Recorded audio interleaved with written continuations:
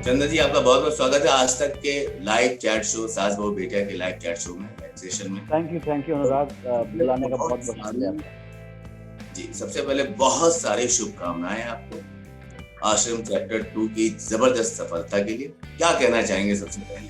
आपके मुंह से, एक संत के मुंह से क्या वाणी निकल संत तो क्या हूँ, लेकिन आई थिंक सबसे बड़ा यही कहना चाहूंगा कि आज सुबह सुबह जब मैं उठा तो मेरे पिताजी ने मुझे एक पेपर कटिंग भेजा अखबार में। दिल्ली के अखबारों में फ्रंट पेज पे काफ़ी मेरे चेहरे लगे हुए हैं और फोटो आई हुई हैं। तो मेरे जो बचपन के दोस्त हैं, जो मेरे स्कूल फ्रेंड्स हैं, मेरे माँ बाप हैं, तो वो लोग सब मुझे व्हाट्सएप पे भेज रहे हैं। तो आई थिंक ये एक पहला साइन है, एक चिन्ह है कि ये जो शो है अब तक दूर दूर तक पहुंच रहा है और ये नाम, गोपाल स्वामी का नाम उन तक पहुंचा है और उन लोग दर्शकों ने कनेक्ट किया है। I think it's fantastic. 738 million लोग देख चुके हैं अभी तक। क्या बात है, क्या बात है, जबरदस्त। मतलब इसको कहते हैं बम्पर ओपनिंग। जी जी। मतलब देखिए, रोल तो आपने जबरदस्त किए। जब भी पर्दे पर आए हैं, सिल्वर स्क्रीन पर आए हैं, अपनी एक्टिंग से नोटिस तो करवा गए, लेकिन वो कहते हैं ना, एक पहचान मिलना, जैसे आपको कमीने के माइकल में मिल गई थी, जी जी। वही उससे 10 गुना ज्यादा भूपी सिंह में मिली। मानते हैं ये या बात? बिल्कुल बिल्कुल मानता हूँ, बिल्कुल मानता हूँ ये बात। तो अभी लंबे बिल्कुल अरसे तक यही टैगलाइन चलती रही, अरे वो भूपी स्वामी जा रहे हैं, प्रसाद ले लें उनसे। मानता हूँ। लड्डू लड्डू खा ले, उनसे लड्डू ले ले। नहीं नहीं, बिल्कुल, ये तो बहुत भोपाल स्वामी जो है उससे 10 गुना ज्यादा, क्योंकि आजकल क्या है, डिजिटल का भी जमाना है, तो एकदम से ना पता चल जाता है रिएक्शन। जैसे पहले क्या होता था कि जैसे जब बहुत साल पहले जब ऐसी कहानियां सुनने मिलती है ना, अनुराग, आपको भी आपने सुना होगी, जब शोले रिलीज हुई थी तो एक हफ्ते पूरे थिएटर खाली थे और 8वें दिन फिर उसने चढ़ना शुरू किया। और फिर वो आजकल क्या है कि फ्राइडे रिलीज है और सैटरडे मॉर्निंग पे पता चल जाता है कितने लोग देख रहे हैं, क्या देख रहे हैं। व्हाट्सएप पे मैसेज आने लग जाते हैं या फोन कॉल्स में। तो अलग तरीके का आजकल एक वेब बना हुआ है, जो वेब बोलते भी हैं।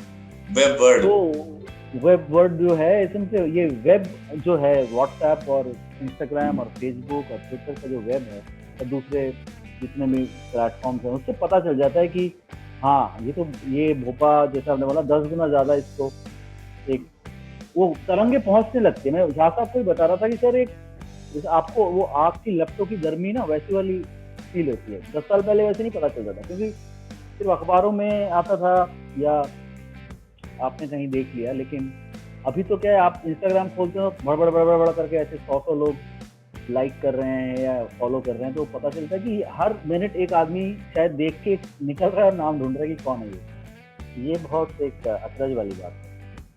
मैंने खुद भी ऑब्जर्व किया, सोशल साइट पे बहुत कम एक्टिव रहते हैं, लेकिन लेकिन मानते हैं कि ये बहुत जरूरी चीज है। पहले टाइम लगता था 1 वीक का, अब तो 1 घंटे का टाइम लगता है, क्योंकि हाथ में सारा रिजल्ट होता है ओटीटी प्लेटफॉर्म के जरिए। हाँ, नहीं, मुझे लगता है, देखिए, सोशल मीडिया जो है, जैसे बोलते हैं ना, वो friction is a necessary evil, science में जैसे कहा जाता है। तो I think it is also necessary evil, चाहिए भी, और इससे एक दूरी भी बनाए रखना बहुत जरूरी है अपनी आम जिंदगी को जीने के लिए। मैं कई लोगों को देखता हूँ कि वो सोशल मीडिया में बहुत एक्टिव रहते हैं, अच्छा है उनके लिए। तो मुझे लगता है कि मैं दूसरे कामों में भी मैं थोड़ा मन लगाने की कोशिश करता हूँ। कुछ लिख लिया, कुछ पढ़ लिया, दोपहर को एक फिल्म देख ली, थोड़ी दाल चावल बना लिया, रेडियो पे आकाशवाणी पे गाने सुन लिए। तो मैं वैसे बहुत दिमाग से मैं ना बहुत बूढ़ा आदमी हूँ। मैं 1940s या 50s में अटका हुआ अभी तक। मुझे अशोक कुमार या जैसे रेडियो पे अगर 2 बजे कार्यक्रम आता है, उसमें कभी नौशाद साहब का इंटरव्यू आ रहा होता है, कभी रोशन साहब का इंटरव्यू आ रहा है या महमूद साहब का इंटरव्यू आ रहा है रेडियो पे, नॉट टेलीविजन और वीडियो या यूट्यूब। तो उससे एक अलग आनंद आता है। क्योंकि बचपन में जब मेरी माँ खाना बना रही होती थी, मैं स्कूल जा रहा था, तो रेडियो चल रहा होता था, टीवी तब आया ही था सिटीज में। तो मुझे लगता है कि social media should be one part of the day, not all the time. तो बट मैं समझ रहा हूँ आप क्या करें, मैं थोड़ा सा इस्तेमाल करूंगा यार, आई बी मोर एक्टिव। नहीं, दौर कुछ भी हो, लेकिन जरूरी भी है आज की जरूरत के हिसाब से, सोशल मीडिया जरूरी है। और उससे कई फायदे हैं, कई नुकसान, सही कह रहे हैं आप। तो जैसे कि हिंदी फिल्मों में 2006 से रंग दे बसंती से जो रंग चढ़ा है वो अब चोखा हो रहा है आश्रम 2 जी। तो प्रकाश झा ने मतलब कैसे कर इतनी जो कहते हैं ना जंगल से एक अच्छे से मतलब हिरन को तराश लिया, निकाल लिया, अपनी फिल्म में फिट कर दिया। कैसे आपकी मुलाकात हुई, कैसे आपने ये रोल हासिल किया, इसके बारे में बताइए। एक्चुअली क्या जो कास्टिंग डायरेक्टर हैं श्रुति महाजन है उनका नाम, वो काफ़ी बड़ी बड़ी फिल्मों में कास्टिंग करती हैं, भंसाली साहब की फिल्में करती हैं, झा साहब की भी बहुत कास्टिंग करती हैं, और बाकी अन्य चीज़ों वो काफ़ी बिजी रहते हैं। तो उनका एक दिन फ़ोन आया कि श्रुति ने बोला कि यार झा साहब एक बहुत बढ़िया एक शो बना रहे हैं और मैं चाहती हूँ तुम झा साहब से मिलो, वो तुमसे मिलना चाहते हैं। तो मैंने बिल्कुल, झा साहब से क्यों नहीं मिलेंगे। तो मैं फिर आया, मैं कलकत्ता में था और मैं वापस आया और मैं सीधा, ये आप लास्ट ईयर जुलाई अगस्त की बात जी। तो मैं गया सीधा उनसे मिलने और उन्होंने बोला यार चंदन मैं तुम्हारा बहुत दिनों से काम देख रहा हूँ, बहुत अच्छे एक्टर हो, लेकिन अभी तक हम लोगों ने साथ कुछ था नहीं जो मैं तुमको ऑफर कर पाता, लेकिन अब आई थिंक एक रोल है मेरे पास, तुम बहुत अच्छा करोगे। और फिर मैंने बिल्कुल सर आप बताइए। तो मैंने आश्रम की कहानी सुनाई, मुझे पूरा चरित्र बताया कि ये तुम हो, ऐसे हो, बॉबी देओल बाबा है और तुम बाबा का वो जो शैडो हो, तुम पूरा आश्रम चलाते हो, तुम पीछे रहते हो लेकिन सारे जो कायनात है तुम चलाते हो, he is the face. And फिर ओके सर बिल्कुल, और फिर मतलब ठीक है करते हैं। और फिर बोला कि बाल और दाढ़ी बढ़ाओ, हम लोग नवंबर में शूट करेंगे। फिर मैं 3-4 महीने स्क्रिप्ट पढ़ी, कुछ सवाल थे, सर के साथ मिला, सवालों के जवाब दिए उन्होंने और फिर तैयारी शुरू कर दी मैंने, काफी हो गया तैयारी। मतलब किरदार में तो घुसना था आपको, तैयारी की तैयारी। वही तैयारी थी, मतलब उन्होंने कुछ कुछ बता दिया कि ऐसे ऐसे है, दाढ़ी बाल, और फिर स्क्रिप्ट एक पार्ट पढ़ी, उसके कुछ सवाल थे, कुछ सोचा, उन्होंने कुछ मुझे पता है कि ऐसे ऐसे वो देख रहे हैं इस किरदार को। बस उसके बाद एक डायरेक्टर का इमेजिनेशन जब मुझे पता चल जाता है, कनेक्ट हो जाता है ना, फिर मेरे लिए काम आसान हो जाता है।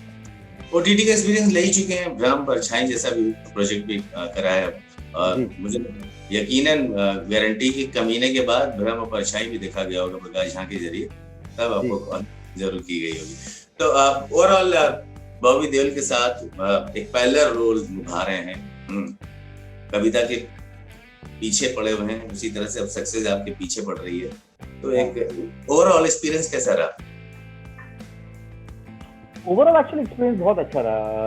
अभी बॉबी सर जो हैं ऑलमोस्ट उनके साथ लोगों को ये किरदार इतने पसंद आ रहे हैं, जो बॉबी, जो मोंटी और भूपी है, जो दोनों दोस्त हैं पुराने, वो अभी बैक स्टोरी के हिसाब से तो मतलब दिन में वो लोग स्वामी बने हुए बैठे हैं, लोगों को उपदेश दे रहे हैं, और रात को जब भोपा एक बियर पी लेता है तो वो बोलता है यार थोड़ा ध्यान रख यार, एक बियर अंदर जाती तू मुझे यार मोंटी बुलाने लग जाता है यार, बाबा से मोंटी पे आ जाता है तो ये जो वाला, ये आई थिंक ये ऑडियंस को बड़ा पसंद आया। ये बहुत यूनिक, इतने स्टैचर वाले दो लोग जब प्राइवेट स्पेस में होते हैं, और वो सिगरेट पी रहा है और बियर पी रहा है और बाबा को बोल रहा है, और वो झा साहब का ही मैजिक है। उन्होंने वो किरदार करने भी ऐसे दिया ना कि दो दोस्त बात कर रहे हैं रियलिस्टिकली, जैसे हम लोग रूम में बात करेंगे किसी दोस्त के साथ, कि बाहर इतने बड़े लोग हैं, दोनों पूरे पॉलिटिशियंस बैठे हुए हैं और वगैरह वगैरह, और इतने लोग,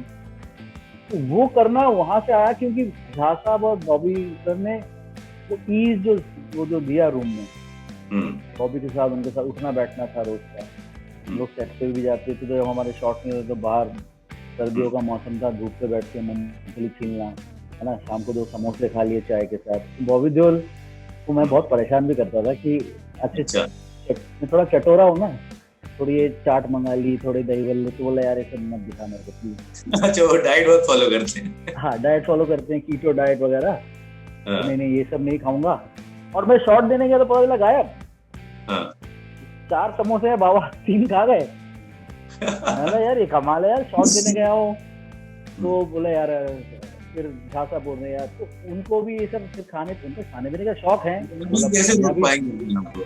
अरे पंजाबी फैमिली से धर्म जी के बेटे हैं, तो जितना भी हो खाने पीने का शौक है ही उनको, मतलब तो फिर वो रात को उनको लौकी की सब्जी, मैं बार बार ही खाने पे घुस जाता हूँ, लेकिन उनको food is a very important issue in my life, मुझे बहुत पसंद है लोगों से दोस्ती बनाना खाने के थ्रू, या तो हम लोगों ने खाना वहाँ से रोज वो मूंगफली खाना और कैरेक्टर डिस्कस करना, दिन भर बैठे रहना, बतियाना। तो बॉबी नहीं, उन्होंने ही बोला मुझे कि यार देख हम लोग ये जो रोल कर रहे हैं दोस्तों का रोल है, हमको रियल लाइफ में ये एक्सपीरियंस करना चाहिए, तब हम लोग वो करते हैं, मतलब बात तो आप ठीक कर रहे हो, ऐसे करना चाहिए। तो फिर 2 महीने हम लोगों ने दिन रात साथ में बिताए। अच्छा। तो एक ही होटल में हम लोग थे, तो साथ में आना, सुबह जॉगिंग करना, वर्कआउट करना, रात का डिनर करना, तब हम लोगों ने जिम करना, वो करते करते आई थिंक वो स्क्रीन पे दिखता है। देखिए ग्रे शेड में या कह लीजिए सेमी नेगेटिव किरदार में बहुत कम नजर आए हैं बाबू देओल।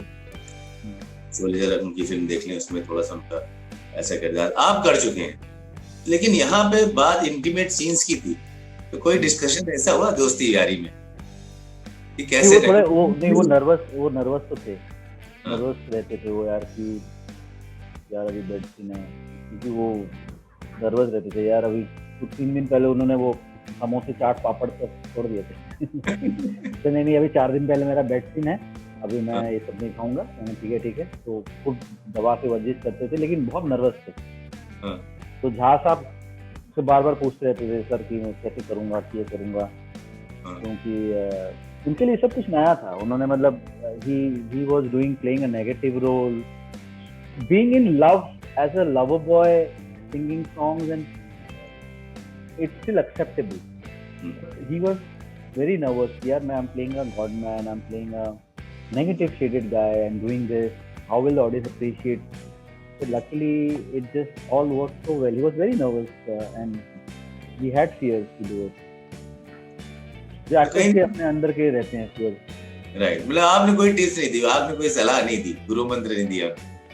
नहीं मैंने कोई सलाह वाला नहीं दी उनको, लेकिन वही मुझसे डिस्कस करते थे कि ऐसे ऐसा करना है, ऐसे करना है, ये होने वाला है। तो मैं कुछ सुनता था। या फिर good listener to also hear your friend and co-actor, तो जब भी आके मुझे सारी चीजें बताते थे मैं चुपचाप सुनता था। राइट, मतलब चैप्टर 2 इतना कमाल का रहा, लोग मतलब खत्म होने से पहले ही चैप्टर 3 की बात कर रहे हैं। और मेरी अदिति से भी बात हुई तो उन्होंने भी कहा चैप्टर 3 का उनको भी एकदम बेसब्री से इंतजार है, प्रकाश के फैंस को, आपके फैंस को। तो क्या चैप्टर 3 के लिए थोड़ा बहुत डिस्कस किया जाए, हम लोग क्या होगा चैप्टर 3 में, अब क्या कहानी होगी? देखिए अभी मेरे पास स्क्रिप्ट तो पहुंची नहीं है, क्योंकि स्क्रिप्ट जो है झा साहब का क्या है, वो बहुत ही, मैं अभी किसी दूसरे इंटरव्यू में बता रहा था कि झा साहब is like an army man. वो उनका रिजीम होता है, मतलब कुछ भी वो छाप छपाई में बिलीव नहीं करते कि यार ये हो जाएगा, इसको लगा देंगे, इसको काट देंगे, यहाँ कर लो। नहीं, जो है वो ऐसा ही होगा। अगर दूर किसी ने गलत गमछा, अरे कई बार वो जाके कप हटा देते थे, दूसरा कप रख देते, कुछ लेना देना नहीं है लोगों को लगेगा, लेकिन वो नहीं, वो शॉट नहीं लेते थे जब तक। अगर उन्होंने बोला कि 900 लोग जो शॉट में पीछे खड़े होंगे एक साथ, जपना वो करते थे प्रैक्टिस के साथ 1 घंटा, तब शॉट लेते थे। तो जब तक आई थिंक झा साहब इससे भी ज्यादा ऊपर वाला स्क्रिप्ट नहीं लिख लेंगे, चैप्टर 2 से भी बड़ा धमाकेदार, आई थिंक तब तक वो नहीं करेंगे। तो वो अभी लिख रहे हैं, अभी वो तैयारी कर रहे हैं कि कैसे होगा। फिर अगले साल शूट होगा सर्दियों में, मतलब आई होप मार्च तक शूट होगा। वो कहते हैं ना कि जब वेब सीरीज की दुनिया में कूद जाते हैं तो अच्छा काम जो है उसकी निरंतरता, कंटिन्यूटी जो है बनी रहनी चाहिए, वरना लोग भूलने लगते हैं। वही तो आश्रम 2 जो जहन में बस गया है लोगों के, क्योंकि देखिए बहुत अनटच्ड टॉपिक नहीं था, टॉपिक ऐसा था जिसे लोग जानते थे, अच्छी तरह पढ़ते थे, लिखते थे, कई बाबा को एक्सपोज होते हुए देखा था। तो कहीं ना कहीं इस फिल्म के, इस वेब सीरीज शो के जरिए एक आईना भी है कि इस तरह का कुछ होता नहीं। आपकी इस पर क्या राय है? कि ये समाज का आईना है आश्रम, ऐसे कुछ? मैं जानना चाहता हूँ, इस तरह की जो फिल्म है वो एक्सपोज करती है इस तरह के व्यक्ति विशेष। बिल्कुल। आपकी नजर में इस तरह की जो सभाएं, इस तरह के जो संस्थाएं कह लीजिए, वो सब ऐसी ही होती हैं या कहीं पे नहीं आस्था नहीं की? नहीं नहीं, मुझे नहीं, सब ऐसे नहीं होती हैं ये, क्योंकि ये बहुत हमारे गुरुकुल और इस तरह का कल्चर हमारे देश पे बहुत सालों से रहा है, मतलब सालों से क्या है, मतलब कोटि कोटि सालों से रहा है। जी, और बिल्कुल सही। गुरु शिष्य, मतलब अभी भी जितने भी म्यूजिकल घराने हैं, आपका जो संगीत के घराने हैं, उसमें जी, गुरु शिष्य का जो रिश्ता है 100 सालों से चला आ रहा है। तो ये बहुत ही एक आश्रम, जहाँ पे गुरुकुल हो या आश्रम हो, जहाँ पे बच्चे पढ़ने जाते हैं या जहाँ से समाज की सेवा भी होती है, जहाँ पे गुरु ध्यान मग्न रहते हैं, जहाँ पे वो निर्वाण प्राप्त करते हैं, इस तरह ये तो बहुत एक पार्ट ऑफ द हमारा हिंदू कल्चर है।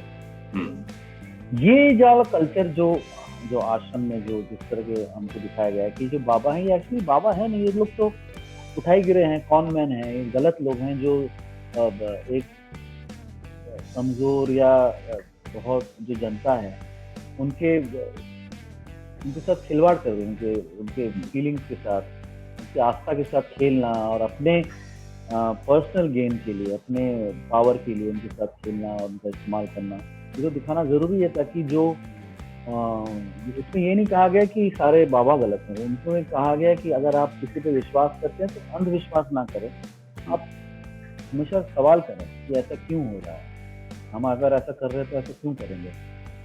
तो आई थिंक वो वाली चीजें दिखाएंगे जहाँ पे ऑडियंस को जागरूक किया जाए, जहाँ पे उनकी आस्था को बोले कि आप आस्था उतनी रखें जिस एक सीमा तक रखें, सीमाबद्ध हो, बाकी नहीं, बिल्कुल नहीं, सब एक बराबर तो बिल्कुल नहीं। बिल्कुल सही कहा। तो अब आश्रम के बाद चंदन रॉय किस नए प्रोजेक्ट में दिखाई देंगे हमें? अभी एक्चुअली अभी कुछ बातें चल रही हैं, मैं स्क्रिप्ट पढ़ रहा हूँ, काम तो खूब सारा आया है, मतलब पहाड़ भर से काम आया है। आपको आश्रम की जबरदस्त सफलता के बाद तो लगातार हाँ बिल्कुल, बहुत सारी स्क्रिप्टें काम आ ही जा रही हैं, इसलिए मुझे 10 चंदन के क्लोन बनाने पड़ेंगे अपना काम करने के लिए। तो मैं अभी पढ़ रहा हूँ, उसमें से आई थिंक 1-2 चुनूंगा, क्योंकि आश्रम का ही एक समय जाएगा, ठीक है। फिर मैं एक शो करता हूँ काली, जो जी का बहुत बड़ा शो है, उसका सीजन 3 शूट होगा, इसमें मेरे 4 महीने तो इसमें चले गए, और बाकी बचे कुछ में देख के करना पड़ेगा कि कौन सा करूँ। मतलब अब अगला शो जो मैं करूंगा वो फिर उसमें फंस जाऊंगा, क्योंकि हर साल 3 ही शो होंगे मेरे, आदमी कर नहीं पाएगा, तो मैं पढ़ रहा हूँ, देखता हूँ क्या होता है। लोग क्वालिटी काम करेंगे, क्वांटिटी की जरूरत नहीं। बिल्कुल, हमेशा। बिल्कुल सही। बहुत अच्छा लगा आपसे बात करके चंदन, थैंक यू अनुराग, बहुत सारी शुभकामनाएं, फिर बात होगी बहुत जल्द नई एक और कहानी के साथ आपकी। मुझे बात करने की बहुत शुक्रिया। Thank you so much. Thank you.